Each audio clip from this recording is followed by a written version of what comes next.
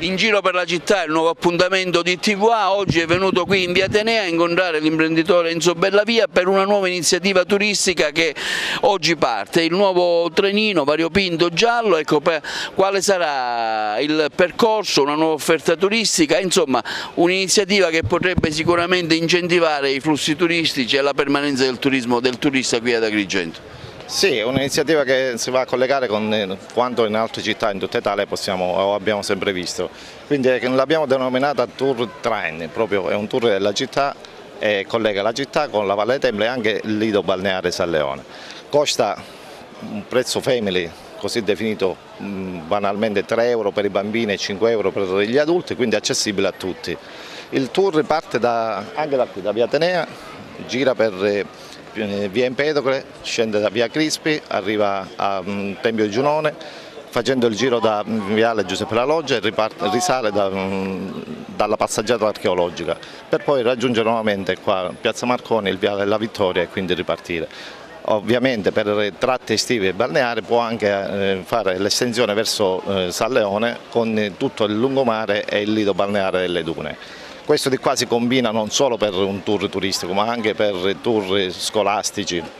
gruppi, comitive. Ci sono richieste da parte dei gruppi che stiamo cercando di ancorare a quelli che sono appunto i sistemi, diciamo così, gli indotti turistici che ovviamente sono abituali, cioè che i gruppi arrivano in città e chiedono un qualcosa di una capienza tanto quanto il bus, così come le scuole. Quindi questa di qua, oltre a fare un percorso turistico d'estate, sarà un'iniziativa che si prolungherà anche per usi e attività invernali. Con Gaetano Pendolino che chiaramente abbiamo detto responsabile del distretto turistico, facciamo un po' una sintesi di quella che è stata la stagione e anche un suo parere su un'iniziativa che sicuramente è un'offerta in più che si dà al turista che viene ad Agrigento. Ma intanto la stagione riteniamo che sia andata molto bene, positiva, seppur ancora i numeri ufficiali della ricettività non li abbiamo perché l'osservatorio turistico regionale tarda a farci pervenire i numeri, ma se tanto mi da tanto, guardando i numeri dei visitatori della valle che sono cresciuti a doppia cifra, quasi al 20% di crescita e soprattutto della forte presenza nel centro storico di turisti, il risultato certamente sarà sicuramente positivo, ma lo dimostrano anche diversi locali che la sera sono tutti pieni, dalla ristorazione alle enoteche a locali di animazione eccetera. Certo, è una città che comincia a movimentarsi, a essere fruita da città turistica e come tutte le città turistiche non poteva mancare il trenino, anche questo è uno strumento, è comunque un elemento che arricchisce l'offerta turistica della città e del comprensorio, dando l'opportunità ai turisti di vedere la città da un punto di vista diverso. Avevamo il tour Tempio Bassi, adesso abbiamo il trenino che la fa vedere in maniera diversa, in maniera più leggera, più slow, lentamente, non molto veloce come molto spesso succede con i bus. Ritengo assolutamente positivo, così come tante altre iniziative che stanno nascendo e che nasceranno possono continuare ad arricchire quella che è l'offerta del nostro territorio. Le telecamere di TVA del nuovo appuntamento informativo in giro per la città è venuto ora in questo momento qui a San Leone per mostrare ai nostri telespettatori le barriere per la sicurezza, quindi secondo quello che è successo nei vari paesi esteri, stranieri, Parigi, Barcellona, anche ad Agrigento, a San Leone per una questione di salvaguardia, di sicurezza sono state messe queste barriere, ritirati i pass anche ai residenti. Ecco,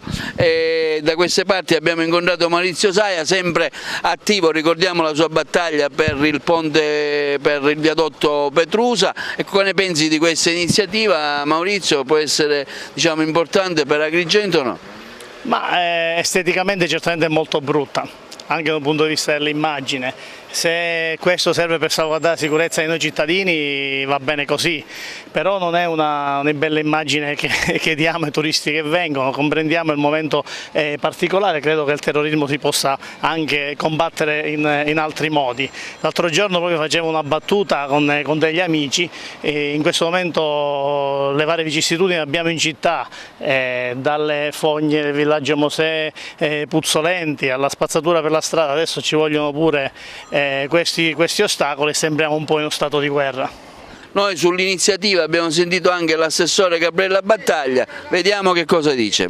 Purtroppo in seguito ai recenti fatti successi a Barcellona c'è stato un inasprimento purtroppo dei controlli, per cui è assolutamente necessario adeguarsi alle direttive che ci vengono date per i controlli antiterrorismo. Quindi le aree pedonali devono essere necessariamente tutelate, per cui dai comitati fatti con la sicurezza e dalle direttive anche della questura è assolutamente necessario far sì che le aree pedonali vengano garantite e siano rese sicure. Ricordiamoci sempre comunque che quell'area di San Leone è sempre stata pedonale e tutt'al più ciclabile, quindi solo una minima parte di persone aveva l'accesso a quelle aree. La maggior parte, l'accesso di San Leone è nella corsia accanto, per cui diciamo che forse è più dovuto anche ad un problema di turismo di quest'ultimo periodo che non proprio relativo alla nostra ordinanza.